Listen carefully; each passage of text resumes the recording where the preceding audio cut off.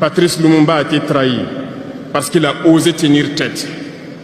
Et ces mêmes télévisions belges sont venues au Congo pour quelques billets tendus à des individus au Congo pour une interview pour contenter leur population. Et vous avez pu suivre ça.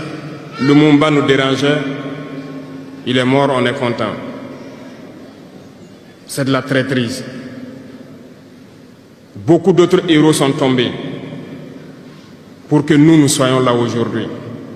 Et c'est une technique de l'impérialisme de faire peur aux autres en menant des actions pour réellement créer la terreur. Ça n'a pas commencé aujourd'hui. Je vous prendrai l'exemple d'un guerrier qui s'est battu, Victor Biakaboda. Lisez, vous comprendrez. Il est issu d'une famille de chefs, pas de la chefferie donnée par le colon. Il était un enfant digne. Il a fait ses études au Sénégal. Il est venu médecin en Guinée. Et lorsque le RDA a été créé, il a rejoint la Côte d'Ivoire pour mener le combat contre les impérialistes, contre les envahisseurs, contre le colon. Il a essayé d'organiser la société ivoirienne. Partout, les gens ont commencé à porter la voix. Il y avait en son temps un général Péchou qui a fait massacrer les populations ivoiriennes pour que jamais cet esprit de liberté ne puisse germer. Il a continué son combat aux côtés de Félix Houphouët-Boigny. Ils ont lutté, mais le plus virulent était Victor Biakaboda. Il représentait une menace pour les impérialistes. Qu'ont-ils fait? En plus de massacrer les populations qui manifestaient, un soir, ils l'ont tué de manière atroce à côté de Boisflé. Quelques heures après, lorsque les populations de Dimbokro ont entendu l'assassinat, ils ont marché, ils ont manifesté, ils ont été massacrés par l'armée coloniale. L'histoire est têtue, les faits sont là. Après sa mort, qui a fait peur à Félix Houphouët-Boigny, ils l'ont appelé et il dit: si vous continuez la lutte, vous connaîtrez le même sort. Il a eu peur et il s'est rallié à l'impérialisme. Il a été nommé ministre en France et plus tard il est venu prendre les rênes de la Côte d'Ivoire. Et ils l'ont utilisé pour éliminer beaucoup d'autres personnes qui osaient lever la voix. Et je pense que Thomas Sankara est un bel exemple.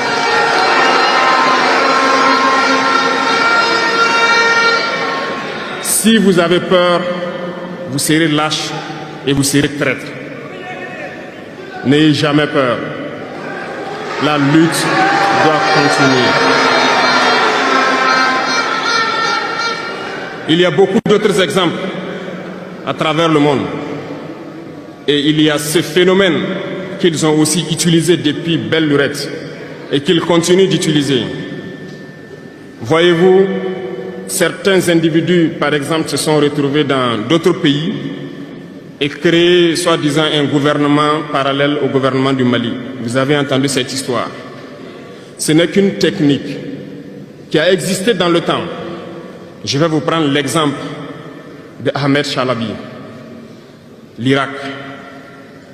Ce professeur de mathématiques qui a même été dans le gouvernement irakien a été récupéré par les impérialistes et il a formé ce semblant de gouvernement parallèle à l'Irak, aux États-Unis. Et on l'a utilisé pour être donc le mouton de sacrifice. Parce que c'est à lui qu'on a dit de prononcer publiquement que Saddam Hussein développait des armes de destruction massive. Et il l'a fait. Ils l'ont utilisé. Et cet alibi a été utilisé pour tuer des millions d'enfants en Irak et détruire l'Irak. Et vous savez quel a été le sort de Chalabi? Un soir, après une interview, dans l'interview, il disait même qu'il sait que la CIA est sur son dos.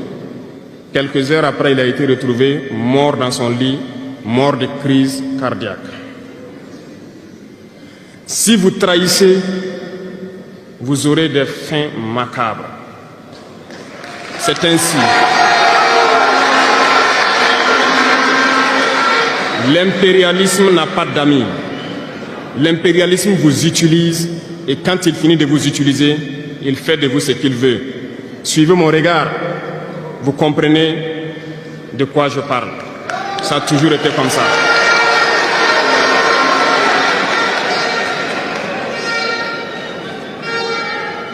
Le troisième vice, c'est l'incompétence. L'incompétence est un phénomène très dangereux qu'ils ont utilisé pour détruire la société africaine. Dans nos administrations, il y a beaucoup d'incompétence. Reconnaissons-le. Les incompétents ont beaucoup de place à côté de l'impérialisme. Parce que les incompétents peuvent plomber le développement d'un pays. Les incompétents peuvent vous amener à douter de vous. Les incompétents aiment la facilité. Les incompétents aiment tout pour eux seuls. Les incompétents n'aiment pas ceux qui sont compétents. Ils n'aiment pas ceux qui innovent, ceux qui cherchent. Les incompétents sont dangereux. Lorsque vous êtes éclairé, l'incompétent ne vous aime pas. Lorsque vous voulez innover, l'incompétent ne vous aime pas. L'incompétent sait reconnaître celui qui est compétent et il va le combattre jusqu'à son dernier souffle. Parce qu'il a peur de celui qui est compétent. Cherchez la connaissance. Cherchez la connaissance et travaillez. Travaillez dur pour être compétent. Bannissez l'incompétence. Parce que, à travers les distractions qu'on veut nous faire adopter, on devient incompétent. Je vous prends un exemple. Les réseaux sociaux sont les lieux de publication des informations aujourd'hui. Les gens s'informent à travers Internet et beaucoup de choses. Un jeune qui publie sur les réseaux sociaux un article sur sa ferme ou un projet agricole ou un projet scientifique, je suis jeune, je connais les termes. Il n'aura pas peut-être 1000 vues. Mais un jeune qui publie sur des futilités, il a des millions de vues.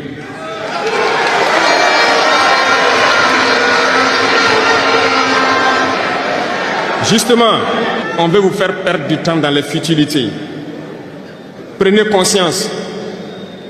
Intéressons-nous au travail et cherchons la connaissance. Cherchons la compétence. Se distraire, c'est bien, mais on doit travailler d'abord, avant de se distraire. Cherchez la connaissance, sinon vous perdrez du temps à ne rien faire. Et la jeunesse, c'est l'époque, c'est la période où il faut exploiter son temps à bon escient. Les impérialistes le savent. Voilà pourquoi ils vont multiplier tout ce qui est événement de distraction.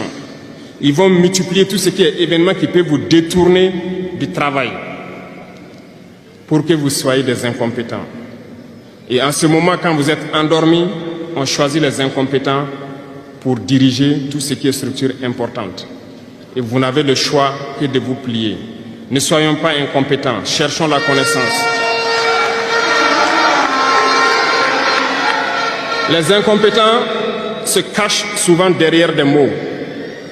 Ils emploient les termes de démocratie, de liberté, sans se rendre compte de quoi il s'agit. Camarades, la démocratie est un état d'esprit, autant que la jeunesse est un état d'esprit. C'est soi-disant démocrate, mais regardez le monde. Comment est-ce qu'on peut vouloir imposer la démocratie en tuant des millions de personnes? C'est de la dictature, ça, ce n'est pas de la démocratie. Ça ne s'impose pas. Ceux-là qui se disent démocrates, mais regardez, nous avons vu des scènes où on a empêché des gens de rentrer dans des assemblées. On a vu des scènes où des forces ont débarqué dans des assemblées pour obliger les députés à prendre des textes. On a vu des scènes plus terribles que ça, où les gens tuent leurs manifestants, mais eux, ils s'appellent démocrates et nous, on nous appelle donc des putschistes. Si c'est ça la démocratie, je répète, nous ne voulons pas de cette démocratie.